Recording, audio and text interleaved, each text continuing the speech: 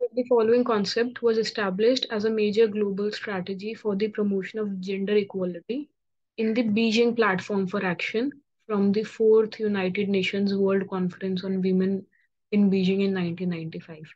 ठीक है, हम लोगों ने किया था कि फोर्थ कॉन्फ्रेंस कहाँ पे हुई थी? बीजिंग में हुई थी 1995 में। थर्ड कहाँ पे हुई थी?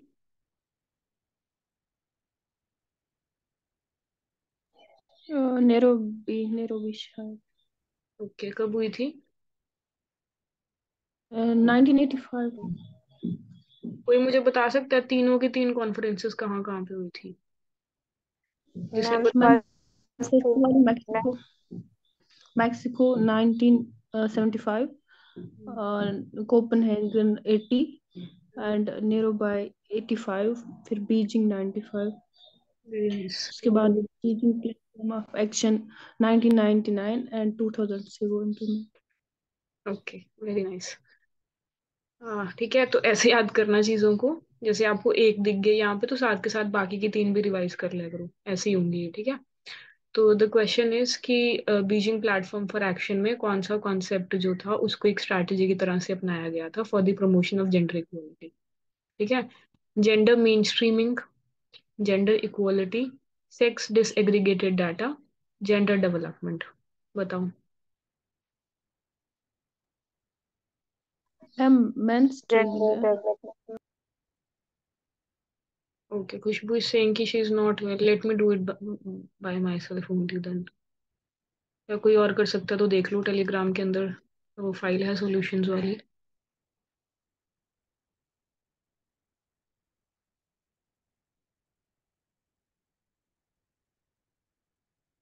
हम्म,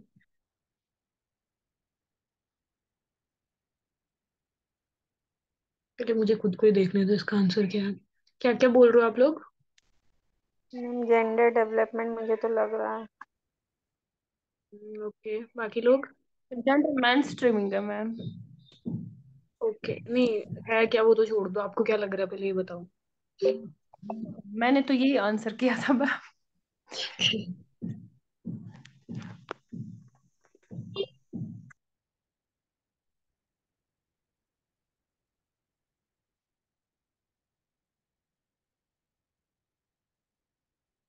ओके, मेन स्ट्रीमिंग।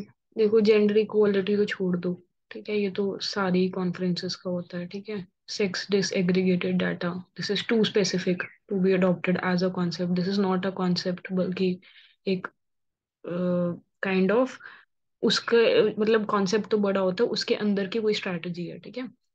तो बचता है जेंडर मेन स्ट्रीमिंग और जेंडर डेवलपमेंट।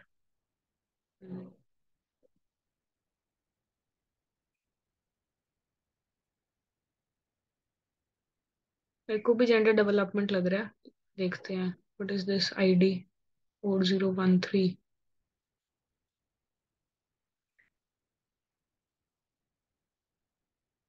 यार कोई और करो, this is too confusing for me. अच्छा, ये तुमने पॉल साइंस का खोला हुआ है, जाओ। मैम इसका मेन स्ट्रीमिंग ही है 7449। आपने खोल। Gender mainstream.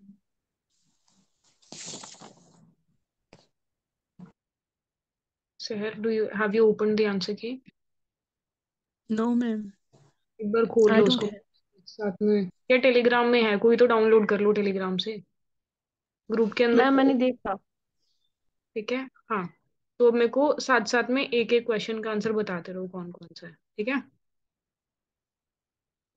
Okay. Okay ma'am. इसका क्या है 13th का? इसका ए पार्ट है मैम। तो this is gender main streaming only, ठीक है। वही बात है, 50-50 वाला वो हो जाता है, तो you always have to take that chance, ठीक है जी। अब इसका डेवलपमेंट भी हो सकता था, मेन स्ट्रीमिंग भी हो सकता था, तुक्के मारने वाली बात हो जाती है। बट गुड, जिस किसी ने भी पेपर में ठीक किया, गुड। तो this is one, gender main streaming. अब आई होप आप लोगों को पता होगा जेंडर मेन स्ट्रीमिंग क्या होती है, जेंडर डेवलपमेंट क्या होती है, ठीक है। हम लोगों ने कर लिया गया जेंडर मेन स्ट्रीमिंग क्लास में। यस मैम करा था लास्ट। लास्ट कोर्स में किया था, मुझे लगता है इस कोर्स में अभी तक खत्म नहीं हुआ है वो। Okay. Yes ma'am last course का बोल।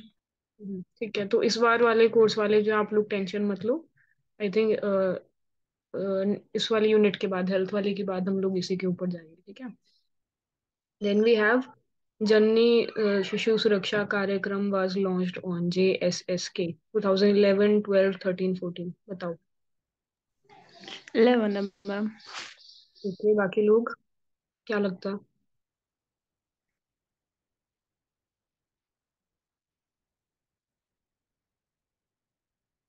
कोई आइडिया है किसी को? ये आर गुप्ता के अंदर दिया हुआ है।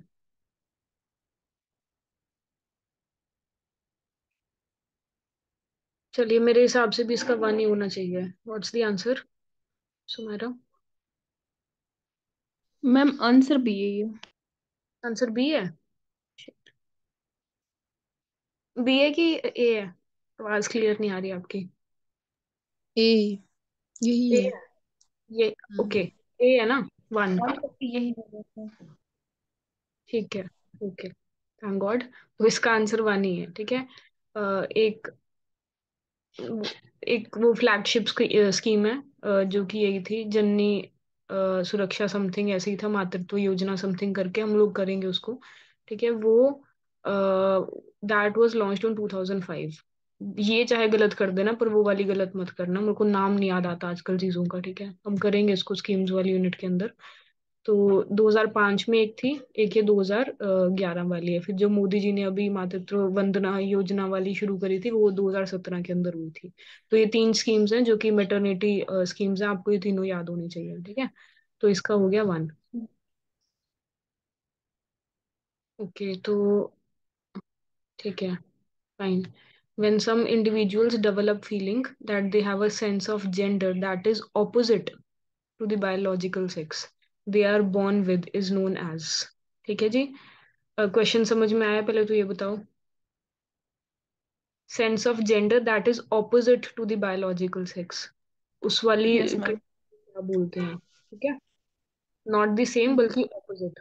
Biological opposite. सेक्स के साथ आप बॉर्न हुए हो, ठीक है। और बड़े होकर के आपने कौन सा जेंडर जो है जिसके साथ आप खुद को आइडेंटिफाई करते हो, वो दोनों ऑपोजिट हो, तो उस कंडीशन को हम लोग क्या बोलेंगे? Cross gender disorder, gender dysphoria, gender incompatibility disorder, bigender disorder. Tell me.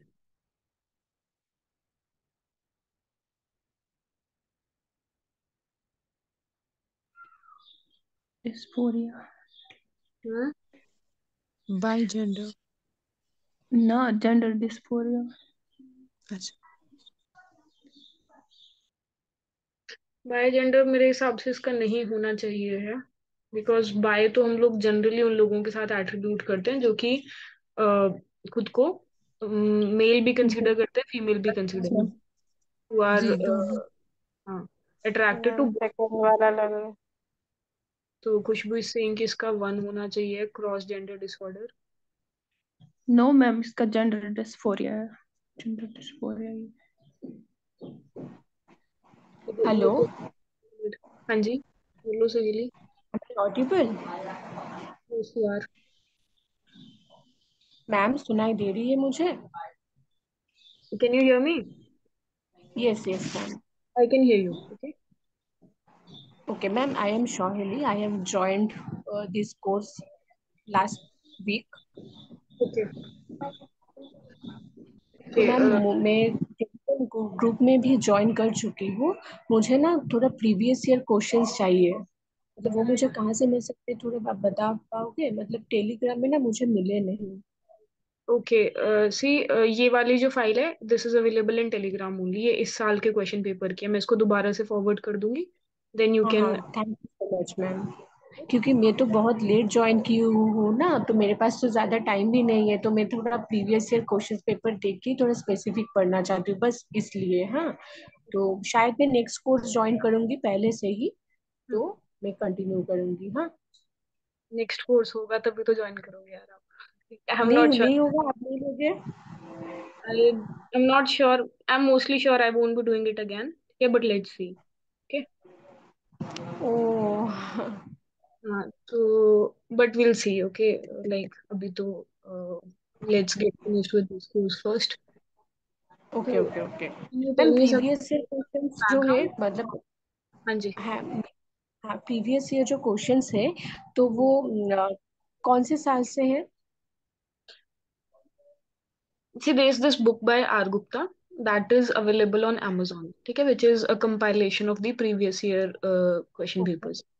Yeah. Okay In that book, I think some 10, 15 years worth of question papers are given there. Okay, you can check that book out. Okay. Otherwise, actually 2020 से ना question pattern पूरी change हो चुकी है। हाँ, तो इसीलिए मतलब बहुत पुराना क्वेश्चंस लेके भी कुछ फायदा नहीं है, मतलब जितना मैं देखी हूँ। हाँ। uh, yeah, that makes sense. But what happened this time was, Saili, ki, the paper that we had this time, this paper, na, it is very much okay similar to the question paper that we used to have in 2020 or before that. Okay Again, I think the pattern is coming to what it used to be before 2020, but we cannot be sure. You are right.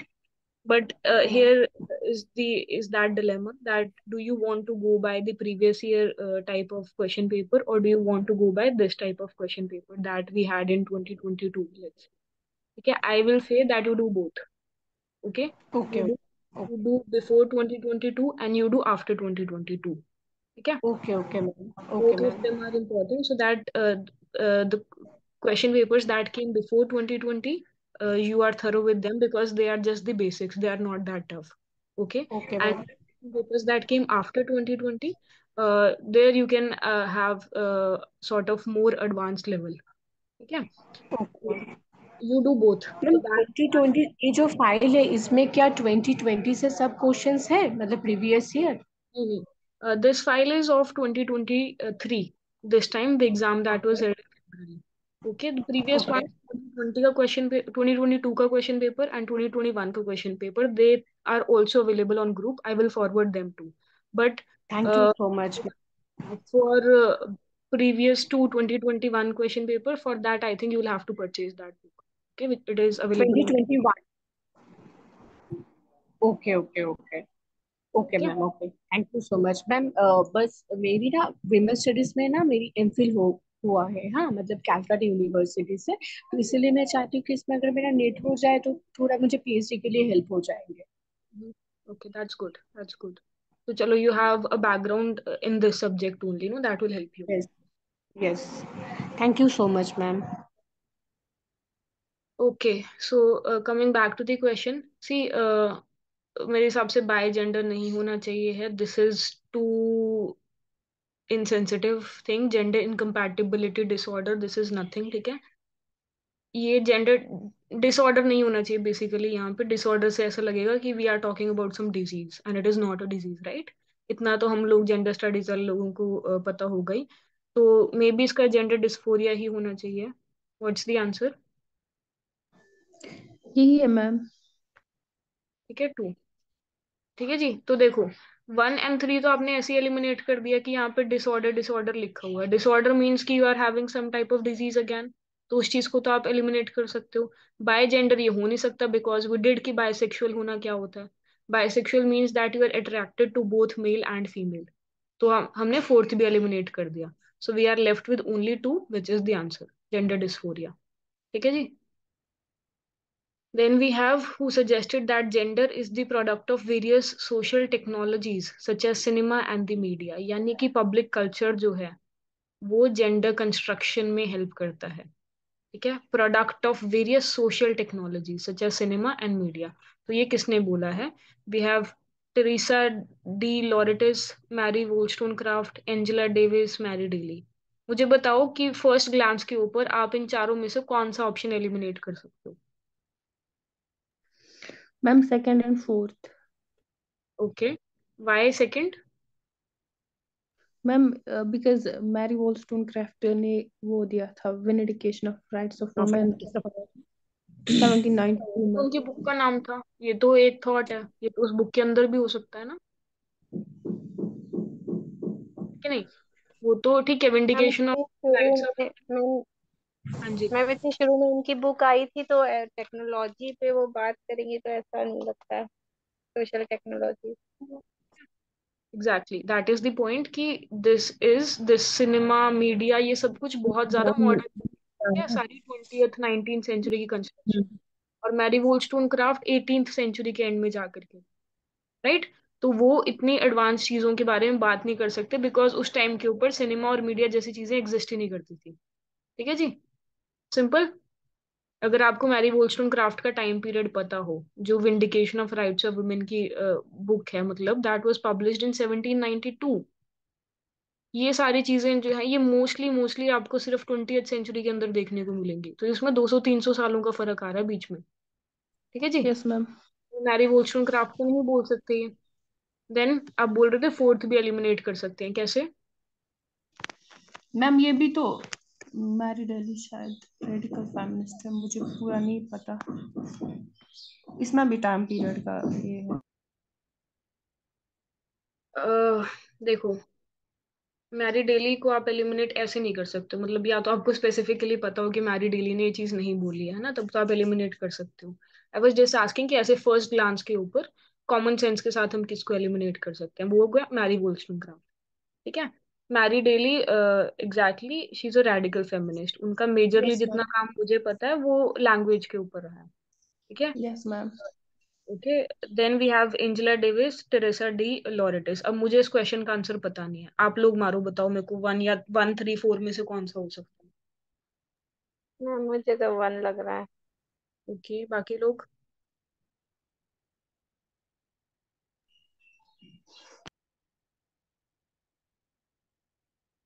Ma'am मैंने पूरा नहीं पढ़ा है ज्यादा वो इसका media का, तो मुझे नहीं पता।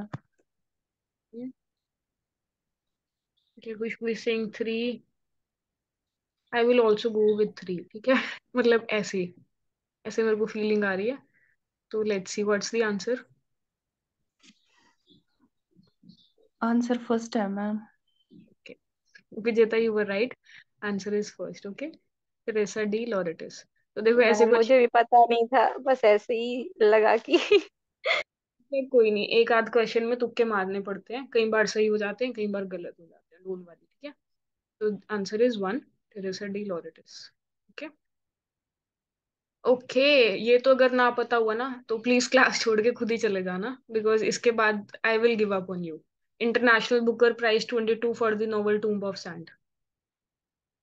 मतलब I am kidding, I won't give up on you, just a joke. बताओ इसका आंसर क्या है? अनीता देसाई, अरुंधति राव, गीतांजलि श्री, सलमान रश्दी। और जिसने ये पेपर के अंदर गलत करा है ना क्वेश्चन, मतलब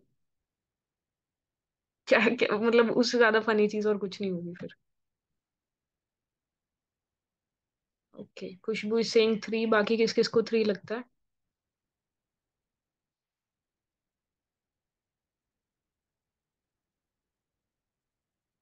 यार किसी को नहीं पता है इसका, सच में?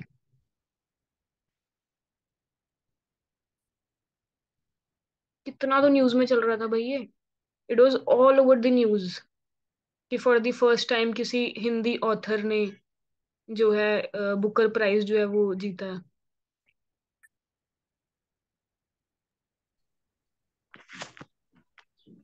गीतांजलि श्री है। Exactly, that's Geetanjali Shree. इसका आंसर 3 है। क्या आपने वो नॉवल के बारे में नहीं सुना, रेत समाधि?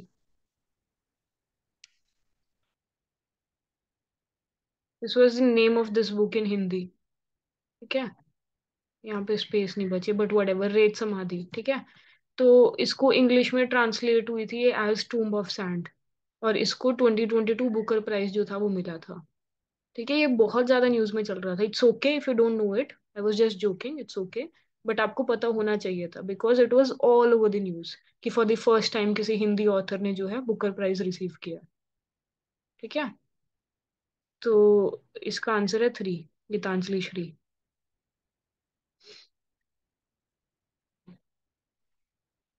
अनीता देसाई की कोई मुझे एक बुक का नाम बता सकता है?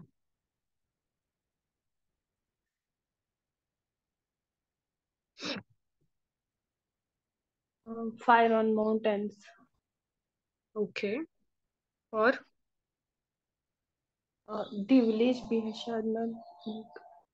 हम्म। The village.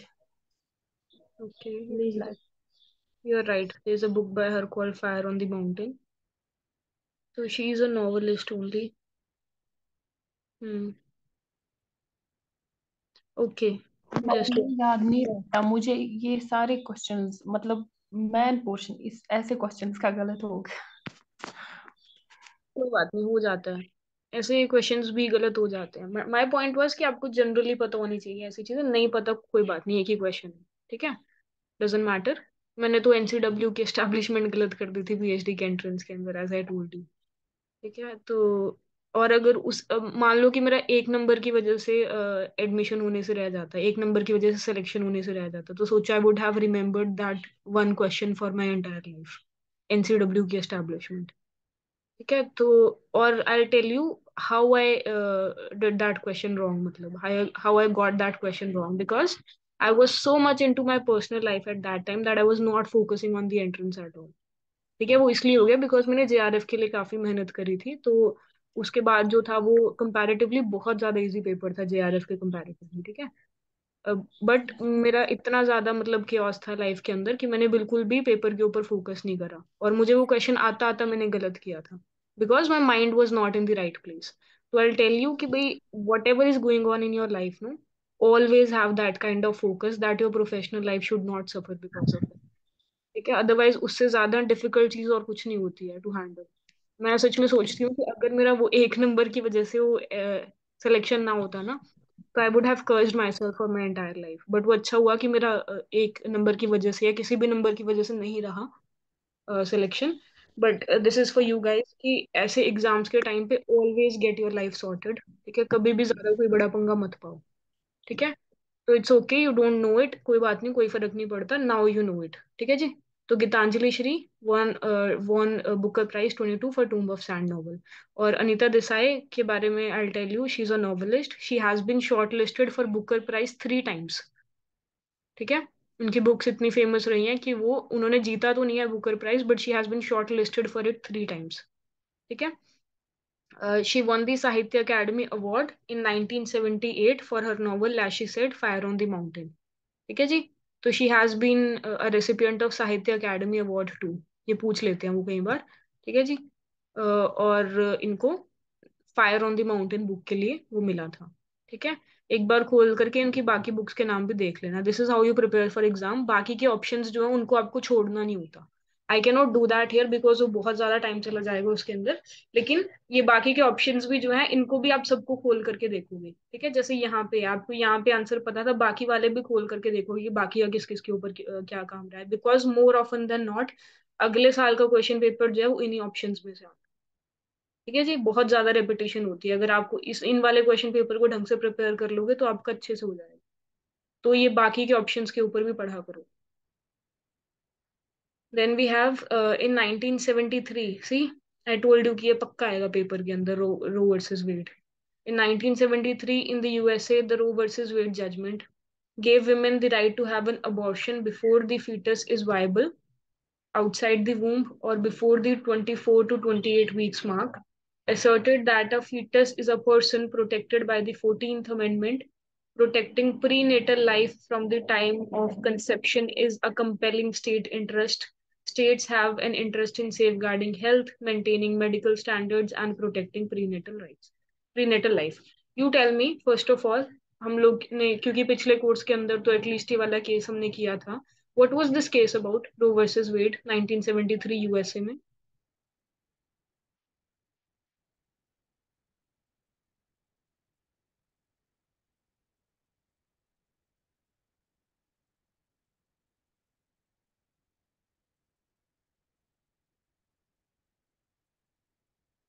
बताओ, किसी को भी याद नहीं है यार।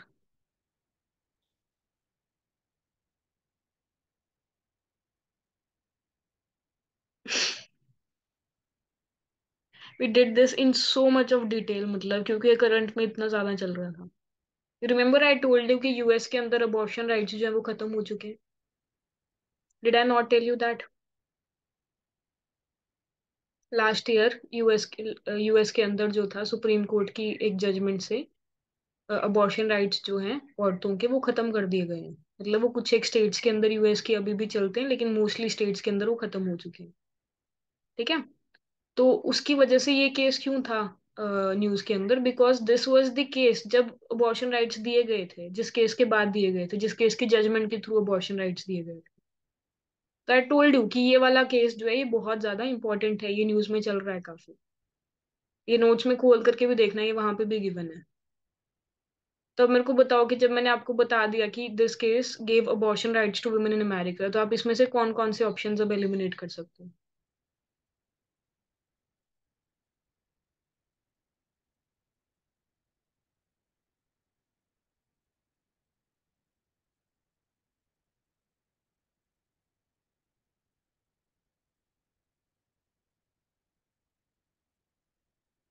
M I not Audible?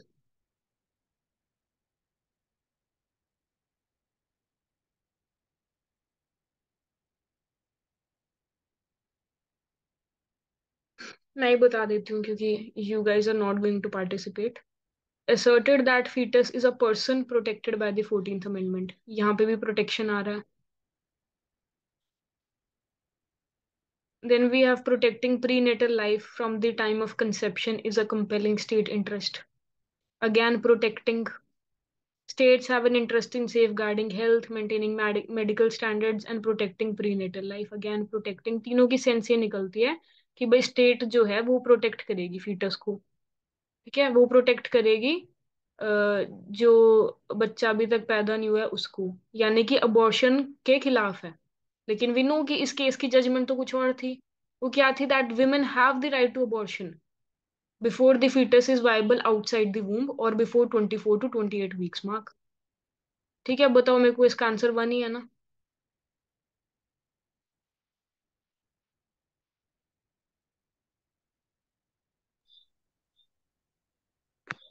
Yes ma'am. ये इतना सिंपल क्वेश्चन और आप में से कोई भी पार्टिसिपेट नहीं कर रहा। मैम इवन मुझे वेन उस टाइम याद नहीं आया। इवन मुझे अभी भी लग रहा था हमने नहीं पढ़ा है इसके बारे में। We have read about it, I know, I remember that. एक बार आप नोट्स खोल के देखना, आपको याद आ जाएगा वो। ओके। अभी भी मैंने आपको बोला ना कि अभी बता रही हूँ मैं आपको, चलो, कि Roe versus Wade is about abortion. तो उसके बाद तो आपको यस मैम। पता है तीनों ऑप्शंस, तो कोई सेंस ही नहीं बनता इस चीज का, राइट? यस। तो इसका आंसर वन है, एक बार नोट्स खोल के देखना, you will find it there. Okay. Yes ma'am. Then we have the nursing break applicable to a woman who has returned to her duties after availing maternity leave until the child attains 15 months of age. Okay, nursing break applicable to a mother who has returned to her duties after availing maternity leave until the child attains 15 months of age is one break during the working hours, including the regular interval rest period. One break during the working hours, excluding the regular interval rest period. क्या question है यार ये? Two breaks during the working hours, including the regular intervals rest period. Two breaks during the working hours, excluding the regular intervals. सबसे पहले तो ये काटो, excluding,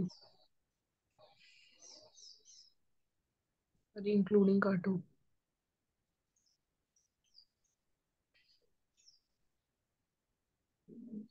This तो we can eliminate easily, ठीक है? Now yes you ma'am. take one break during the working hours, excluding the regular interval rest period. Two breaks during the working hours, excluding the regular intervals rest period. Nursing break applicable to a mother who has returned to her duties after availing maternity leave until the child attains 15 months of ages. मान लो कि one mother, she took a maternity leave, ठीक है? कितने हफ्तों की मिलती है maternity leave? 26 weeks. हाँ, 26 वीक्स, ठीक है। तो she has return from that. अब इसके बाद भी कुछ प्रोविजंस हैं जो कि आपको बोलते हैं कि जब तक आपका बच्चा जो है वो 15 मंथ्स ऑफ एज का नहीं हो जाता, तब तक आपको वर्क के दौरान भी, when you have return to work, तब भी आपको रोज के उसमें थोड़ी थोड़ी ब्रेक्स मिलती रहेंगी। I also did not know that, but यहाँ पे हमें देखने को मिल रहा है कि ऐसा कुछ होगा ही। ठीक है, तो वो पूछ यस रहे हैं मैम। वन ब्रेक और टू ब्रेक्स, बताओ। 2 ब्रेक्स लिखा था मैंने मैम, मैंने फोर्थ ऑप्शन दिया, लेकिन सही भी यही है। ओके यार, ऐसे एकदम से मत बताया करो, बाकी लोगों को पार्टिसिपेट करने दिया करो, ठीक है? Okay ma'am. बाकी लोगों, अब तो खैर आपने आंसर सुन ही लिया, पर क्या लग रहा था? में लगने वाला कुछ है ही नहीं है, वैसे ये तुक्का मारने वाला क्वेश्चन ही है। यस मैम, हमें पता नहीं था, हमने पढ़ा नहीं था, लेकिन आर गुप्ता पे है ये लिखा हुआ। ओके, आर गुप्ता में है। I never yes read that. Ma'am. Anyways चलो, द आंसर इज फोर्थ। ठीक है, तो देखो ये तो एਵੇਂ कंफ्यूज करने के लिए लिखा हुआ था आपको। ठीक है, इंक्लूडिंग इंक्लूडिंग तो रेगुलर इंटरवल और रेस्ट पीरियड के अलावा ही आपको और ब्रेक मिलेगी ना, राइट। नहीं तो वन ब्रेक तो क्या ही होगी, एक एक ब्रेक तो रेगुलर इंटरवल ही हो गया, उसके अलावा इंक्लूड करके वन ब्रेक तो कोई सेंस ही नहीं बनती है।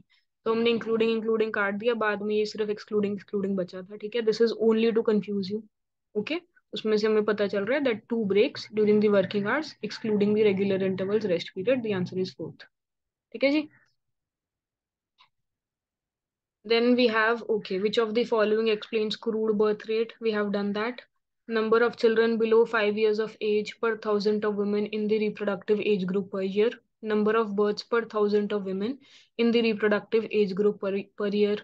Number of births per thousand of population per year. Total number of births per year in the country. बताओ।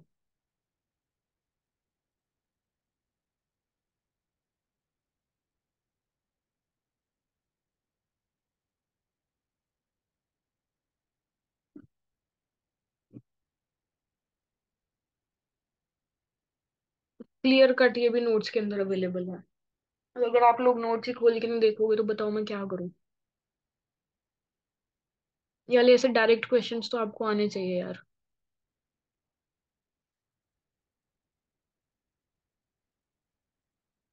कोई तुक्का ही मार दो।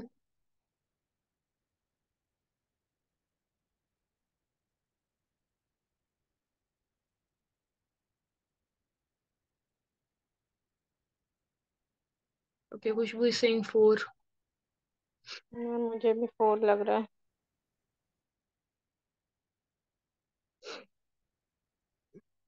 फिर बर्थ रेट और क्रूड बर्थ रेट के अंदर क्या फर्क हुआ?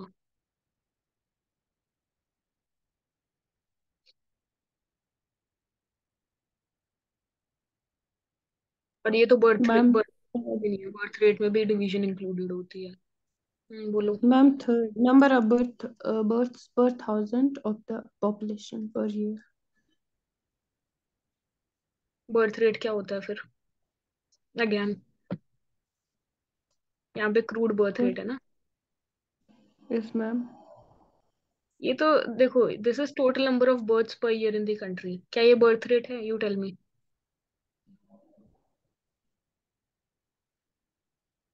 इज इट बर्थ रेट या फिर ये टोटल पॉपुलेशन है सीधी? या मतलब total addition to the population है सीधी? Total total population minus total number of deaths, वो हो गया ना ये है। Total number of births per year in the country. This is just an yes exact. ठीक है। ठीक है, इसमें रेट तो कुछ नहीं है, रेट के अंदर तो डिवीजन इंक्लूडेड होती है, या तो कोई तो कॉम्प्लेक्सिटी इंक्लूडेड होती है। तो बर्थ रेट तो ये हो गया ना, number of births per thousand of the population per year. Yes ma'am, यही बोला था मैंने।